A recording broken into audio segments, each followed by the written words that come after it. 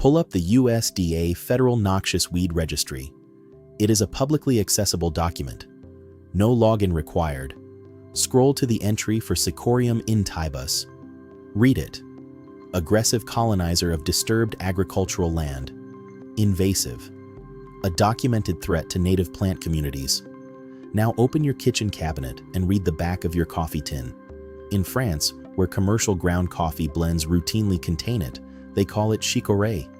In South India, where filter coffee is a cultural institution built around the morning ritual of a steel tumbler and a slow pour, they call it chicory. In New Orleans, where the tradition runs 200 years through civil war and hurricane and every disruption in between, they add it to café au lait and have done so since before the United States had a Department of Agriculture. The plant on the federal noxious weed list and the ingredient in your coffee are the same plant. They just forgot to tell you. Welcome to the vault. Think about what is sitting on your kitchen shelf right now. The bag of ground coffee at $9, artisan roast, origin story printed on the front. The prebiotic supplement at $31 for 30 capsules, doctor recommended, made from something the label calls inulin fiber, which your gut apparently needs and which the supplement industry apparently had to discover for you. You're the iron supplement at $38 a month because the blood panel came back low again. Now consider what those three products have in common. The root, classified as an invasive agricultural pest in California, contains 41% inulin by dry weight, the exact compound extracted and encapsulated in that supplement bottle. It contains documented levels of iron, calcium, and potassium. It contains a polyphenol called chichoric acid that multiple peer-reviewed studies have identified as anti-inflammatory. It grows in every road margin, every field edge, every strip of disturbed ground in America from May through October without being planted, watered, fertilized, or asked. It is the blue-flowered weed you have driven past 1,000 times this year without knowing its name. The prebiotic capsule on your shelf costs $31. The root it was extracted from is growing in the crack between your driveway and the road. Cichorium intybus has been in the human diet longer than coffee has existed as a beverage. The Ebers Papyrus, an Egyptian medical document dating to approximately 1550 BC, lists chicory root as a treatment for liver complaints. Roman physicians documented it. Medieval European herbalists prescribed it for digestion, inflammation, and blood support across centuries of continuous practice. But the moment that determined everything for the modern world arrived in 1806. Napoleon Bonaparte, watching French coffee supplies collapse under the continental blockade that cut European markets off from British trade, issued a directive to French agricultural regions to expand chicory cultivation as a substitute. The French adapted without protest. And by 1812, the French chicory industry employed approximately 50,000 people and supplied roasted chicory root to every major city in continental Europe. The habit did not end when the blockade ended. It embedded into the culture and stayed. In America, the same pattern repeated half a century later. The Union naval blockade of Confederate ports beginning in 1861 cut New Orleans, then the primary coffee import gateway for North America, off from its supply chain. New Orleans blended chicory root into its remaining coffee stocks to stretch them. By the time the war ended, the flavor had become inseparable from the city's identity. Café du Monde has served the chicory blend continuously since 1862. That is not nostalgia. That is a 200-year-old adaptive response to supply disruption, still operational. During both World Wars, chicory root kept Europe caffeinated and nutritionally functional, while coffee became a controlled wartime commodity. The British Ministry of Food issued official guidance on chicory coffee rationing in 1940. The French resistance sustained its operations on it. Nobody classified it as a noxious weed in 1943. The classification arrived later. Cichorium intybus was added to noxious weed registries in California, Nevada, Colorado, and several additional states beginning in the 1970s and continuing through the 1980s, as agricultural agencies documented its spread into cultivated land. During the same years, the FDA was engaged in documented disputes with the commercial coffee industry over labeling, specifically whether manufacturers were legally required to disclose chicory content in blended products sold as coffee. The coffee industry opposed mandatory disclosure. their position is in the public record.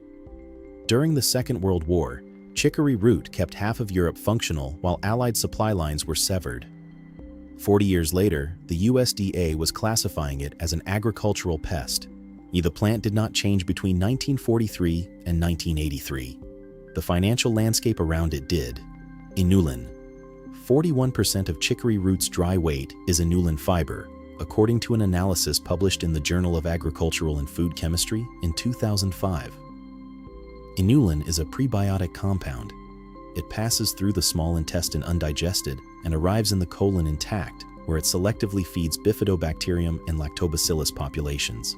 A 2020 clinical review in the journal Nutrients confirmed that chicory-derived inulin measurably increases beneficial gut microbiota in human subjects within 4 weeks of regular consumption. This is not a folk medicine claim. It is a peer-reviewed clinical finding. $4 billion. That is the current annual global value of the prebiotic supplement market, the majority of which is built on chicory-extracted inulin. The root produces it without a factory, a patent, or a supply chain.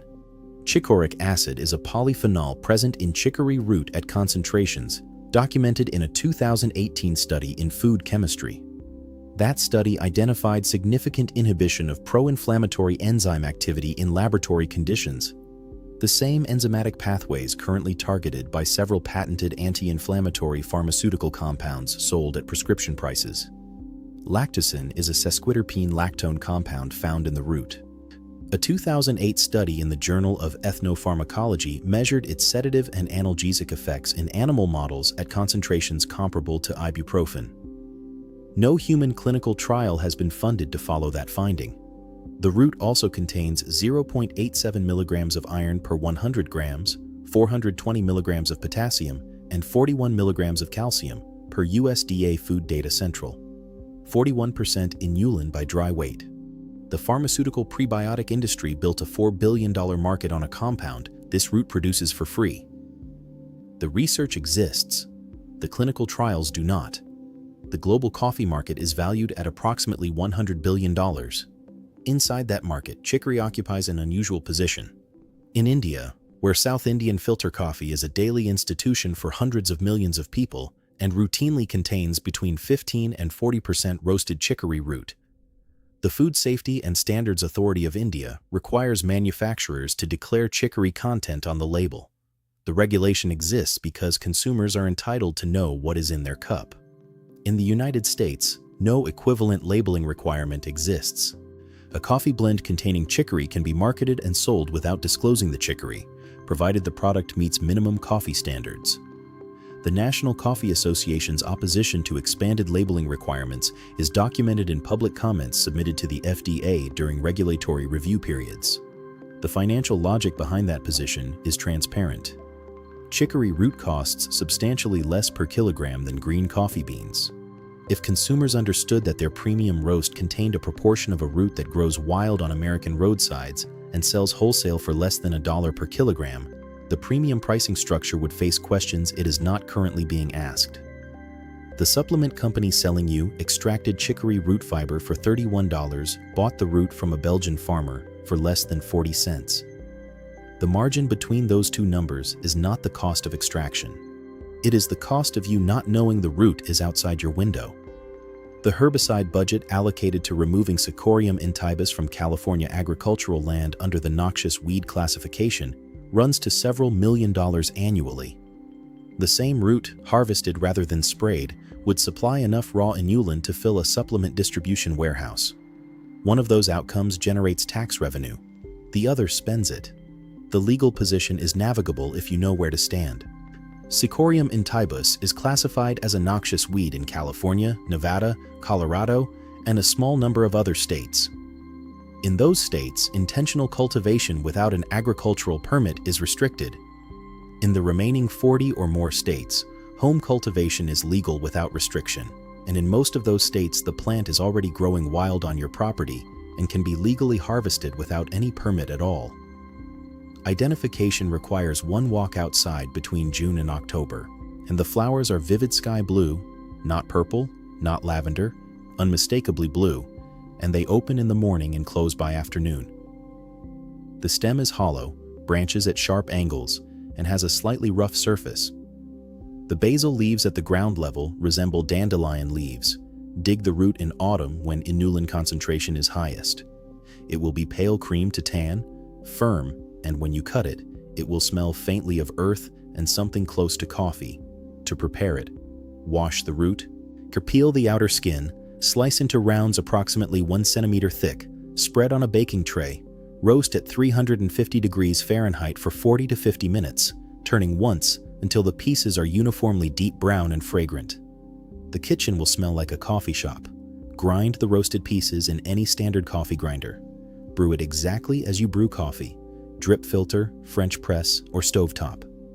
Roast it at 350 degrees for 45 minutes. Grind it. Brew it exactly as you brew coffee. It tastes like coffee. It costs nothing.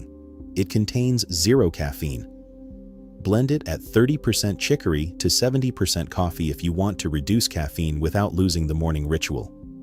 Before planting intentionally, verify your state and county classification with your local agricultural extension service. Regulations change and county rules sometimes exceed state law. This video is for informational and educational purposes only and does not constitute legal or agricultural advice. Your extension service is free, staffed by people whose job is specifically this question, and reachable within 1 business day. Use it.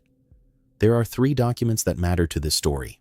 The first is the USDA Noxious Weed Classification for Cichorium intybus.